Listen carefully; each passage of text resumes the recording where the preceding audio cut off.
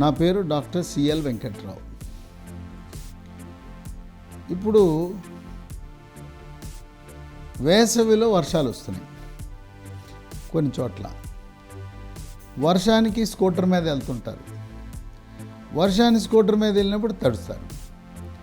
తడిసినప్పుడు కొంచెం పరిచయం పట్టడం, దగ్గు, కొంచెం బట్టలు తడవటం అన్నీ జరుగుతాయి. సరే, ఇంటికి వచ్చిన తర్వాత కొద్దిగా ఒళ్ళు నొప్పులు, జ్వరము, గొంతు నొప్పి వస్తుంది. కొంతమంది నేను వర్షానికి తడిశాను కాబట్టి ఏదో దగ్గు వచ్చిందని చెప్పి ఆ వర్షానికి తడవటానికి ఆపాదించి ఇంట్లో కూర్చుంటున్నారు. ఈ సీజన్లో అలా ఆపాదించుకుని నీ సొంత నిర్ణయానికి వచ్చి అలా ఉండటం మంచిది కాదు. ఈ కరోనా 2వ వేవ్ ముగిసే వరకు ఏ రకమైన దగ్గు, పడిశము, కఫము, ముక్కు కారటము అన్నీ కూడా ఎవరైనా కూడా కోవిడ్గా భావించండి. ఏ రకమైన అనారోగ్యము, అస్వస్థత, సుస్థి ముందు కోవిడ్గా భావించండి. కోవిడ్ కాదు అనిపించుకున్న తర్వాత మిగతా వాటి గురించి ఆలోచిద్దాం. వాటి గురించి ముందు ఆలోచించి మీరు సొంతంగా నా తల తడిసింది, చొక్కా తడిసింది, ప్యాంటు తడిసింది, నేను తడిచాను కనుక ఇది వచ్చింది అన్నావా, అది ప్రాణాపాయానికి దారితీస్తుంది. కనుక ఇది ఇట్లో విశ్లేషణ చేయొద్దు. ఈ సమయంలో ఇలా ఉంటే పొడి దగ్గు ఇది కోవిడ్, లేదా కఫం ఇట్లా ఉంటే ఇది మామూలు వైరల్ అని చెప్పొద్దు. ఇప్పుడు రకరకాల దగ్గు పడిశం అనేది అనేక కారణాల వల్ల వస్తుంది. ఈ సమయంలో మనము ఏ పాము కనపడినా తాచుపాము అనుకోండి, నష్టం లేదు కదా. అది ఏం కాదులే. ఇప్పుడు పాము గరగానే మనం పాము కాటుకు మందు వేసుకోవాలి, ఆ మందు ఎక్కించుకోవాలి. ఏం కాదులే, అది బురద పామే, పాము ఏం చేయదులే, అది నాన్ పాయిజనస్, విషము లేని పాము గరిచింది అనుకున్నాం అనుకో. లేదా అసలు ఊరికేట కొరికేసింది, అది విషం ఎక్కించలేదు, కొరికిన తర్వాత విషం ఎక్కించాలి కదా, ఎక్కలేదన్నావా మనిషి అయిపోతాం.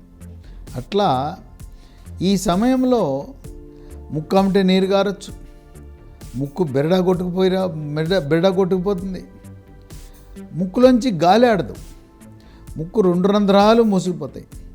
ఇంకా కొంతమంది నాకు సైనస్ ఉందండి, ఆ సైనస్ ఇప్పుడు బయటేసింది, ఈ సైనస్ ఇప్పుడు బయటేసింది, అది కోవిడ్ అనుకోవాలి. నీకు సైనస్ ఉండొచ్చు కాక, కానీ ఆ సైనస్ని ఇప్పుడు కోవిడ్కి ఆపాదించి ఏమి చికిత్సలు చేసుకోకపోతే ప్రాణానికి మోసం వస్తుంది. అసలు ఏ రకమైన అనారోగ్యం వచ్చినా ముందు తగిలిచ్చేయాలి. అసలు ఇది తగిలిచ్చేస్తే ఇదే కీలకం. ఏ జబ్బులో కూడా, మనకు తెలిసిన జబ్బుల్లో ఏది కూడా ఆక్సిజన్ శాతం తగ్గదు. ఆక్సిజన్ శాతం తగ్గిందంటే ఇంకేంటి అనుమానం? కోవిడే. రుచి వాసన పోవటం కూడా వేరే జబ్బులు ఎక్కడ ఉండదు. ఈ రుచి వాసన పోయినా కోవిడ్ అనుకోండి. కాదు, ఈ రుచి వాసన నాకు పడిశం బట్టి రుచి తెలవట్లేదు, వాసన తెలవట్లేదు అనేది మంచి పద్ధతి కాదు. కనుక తలనొప్పి ఉండొచ్చు, ఒళ్ళు నొప్పులు ఉండొచ్చు, ముక్కు కారచ్చు, ముక్కులు మూసుకుపోవచ్చు, తర్వాత ఇక్కడ తలనొప్పి, ఇక్కడ నొప్పులు ఉండొచ్చు. ఈ లక్షణాలన్నింటినీ కూడా మనం కోవిడ్ లక్షణాలుగానే భావించాల్సిన అవసరం ఉంది. పైగా వర్షానికి తడవటం అనేది యాదృచ్ఛికం. నువ్వు వర్షానికి తడవపోయినా ఆ లక్షణాలు వచ్చిండయి. నువ్వు వర్షానికి తడవలా, అకాల వర్షం వేసవి కాలంలో రాలా, నీకు వచ్చేది కదా. తర్వాత వేరే కారణాలకు ఆపాదించుకోకూడదు. నేను ఏసీ గదిలో పడుకున్నా అందుకనే ఈ సరిది వచ్చింది, చలి వచ్చింది. ఇంకా లేకపోతే కొంతమంది నేను నిమ్మకాయ రసం పిండుకున్నా, లేదా కమలా పండు తిన్నా, బత్తాయి తిన్నా, నారింజ తిన్నా. కమలా, బత్తాయి, నారింజి, నిమ్మ వాడితే దగ్గు పడిశం తగ్గుతుంది. వాటిలో విటమిన్ సి ఉంటుంది. ఆ విటమిన్ సి మనల్ని కాపాడుతుంది, రోగ నిరోధక శక్తిని పెంచుతుంది. ఆ సిట్రస్ పండ్ల వల్ల మీకేమీ సర్ది రాదు. నిన్న ఒక ఆయన ఫోన్ చేసి మజ్జిగ తాగకూడదంట కదా, పెరుగు తినకూడదంట కదా, పెరుగు మజ్జిగ అయితే ఆ దగ్గు ఆయాసం ఎక్కువ వద్దని చెప్తున్నాడు ఆయన. ఇది కేవలం అపోహ మాత్రమే. పెరుగు మజ్జిగ వల్ల ఎటువంటి నష్టము లేదు. పెరుగులో విటమిన్లు ఉన్నాయి, పెరుగులో మాంసకృతులు ఉన్నాయి, మజ్జిగలో calcium, magnesium, manganese, potassium, iron, అనేక రకమైన ఖనిజ లవణాలు ఉన్నాయి. కనుక ఇటువంటి మీకున్న అపోహలను తొలగించండి. సిట్రస్ ఫ్రూట్స్ వల్ల ఎట్టి పరిస్థితుల్లో శ్వాసకోశ సమస్యలు ఉత్పన్నము కావు, ఇంకా తగ్గుతాయి వాటి వల్ల. అందుచేత ఆక్సిజన్ పడిపోయిన తర్వాత ఇంకా వేరే దేనికి ఆపాదించుకోవద్దు. నాకు ఎలర్జీ ఉంది, లేకపోతే నాకు సైనసైటిస్ ఉంది, నాకు పూర్వం ఎప్పుడో ఒకసారి ముక్కు చెవి గొంతు డాక్టర్ దగ్గరికి వెళ్తే 2 ముక్కుల మధ్య ఉండే గోడ పక్కకుందన్నాడు, ఆ గోడ సరి చేయాలి, నీకు సెంటర్లో పెడతా గోడ అన్నాడు. దానివల్ల వచ్చి ఉండొచ్చు, ఇప్పుడు ముక్కు విసిగిపోయింది, ఇప్పుడు అంతే, ఏం కాదు. లేకపోతే కొంతమంది ముక్కు బిరడా కొట్టుకుపోయిందంటే అది కోవిడ్ తొలి లక్షణం. ముక్కుల్లో ఉంచి గాలి ఆగిపోయింది, ఎల్టలా నోటమ్మటి పీలుస్తున్నాం. దానికి పరిష్కారం ముక్కులో చుక్కలు వేసుకుంటారు కొంతమంది, సొంతంగా కొనుక్కోవటం. ఆట్రివెన్ చుక్కలని, నేసివియాన్ చుక్కలని సొంతంగా వేసేసుకోవటమే. వేసుకున్నా కూడా ఏం ఫలితం ఉండదు. కనుక సొంత వైద్యాలు పనికిరావు, సొంత నిర్ణయాలు లేకపోతే దేనికో దానికి ఆపాదించుకోవటం మంచిది కాదు. మనం ఏ రకమైన అనారోగ్యము, అస్వస్థత, సుస్థి ఈ కోవిడ్ 2వ వేవ్ భారతదేశం నుంచి పూర్తిగా నియంత్రణలోకి వచ్చే వరకు వేరే ఆలోచనలు చేయబాకండి. కళ్ళి తెల్లగా ఉంటుంది కోవిడ్, పచ్చగా ఉంటే ఇది బ్యాక్టీరియా వల్ల రావచ్చు, న్యూమోనియా వల్ల రావచ్చు, ఇంకా కొంతమంది ఇది వైరస్లేండి, ఈ వైరస్ న్యూమోనియా అంటుంటారు.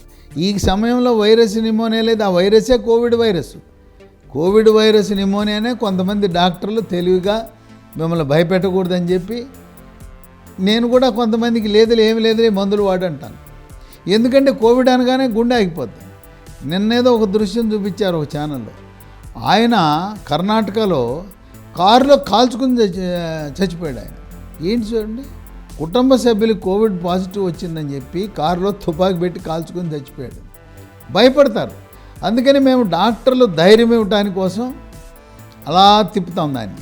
ఇది వైరస్ న్యూమోనియా అని, ఇది కోవిడ్ కాదని, ఇప్పుడు చికిత్స చేయకపోతే ఇది కోవిడ్లో దింపొచ్చు అని చెప్పి ఏదో కొంచెం మీకు ధైర్యం కల్పించడానికి తిన్నగా నీకు కోవిడ్ ఉంది, నీ కోవిడ్ వచ్చేసింది అన్నావు కాడి గుండె ఆగిపోతుంది. మేము ధైర్యం కల్పించడం కోసం వైద్యులు నేర్పరితనంతో వాళ్ళ మాటల గారడీని ఆ విధంగా ఈ విధంగా ఇప్పుడు ఇది తొలి దశలో రావచ్చు, వచ్చే సంకేతాలు ఉన్నాయి, మబ్బు పట్టింది, ఉరుముతా ఉంది, వర్షం రావచ్చు అన్నట్టుగా నీకు ఇప్పుడే వచ్చే అవకాశాలు ఉన్నాయి, ముందు జాగ్రత్తగా వాడి అని చెప్తాం. కనుక ఇది కోవిడ్ వల్ల వచ్చిన దగ్గ, కోవిడ్ వల్ల వచ్చిన కళ్ళ, కోవిడ్ వల్ల ముక్కు కారిందా, వేరే వాళ్ళ కారిందా అనేది అసలు ఇప్పుడు పెట్టుకోవద్దు. అది అవివేకం అవుతుంది. డాక్టర్లు, ప్రజలు ఎవ్వరు కూడా ఈ సమయంలో ఏ రకమైన శ్వాసకోశ సమస్య వచ్చినా కోవిడ్ అనుకోండి. ముక్కు కారినా కోవిడే, గొంతు నొప్పి వచ్చినా కోవిడే, తర్వాత ముక్కులు మూసుకుపోయినా, శ్వాస ఆడకపోయినా కోవిడ్ అనుకోండి. ఈ విధంగా మనం సురక్షితంగా ఉండాలి.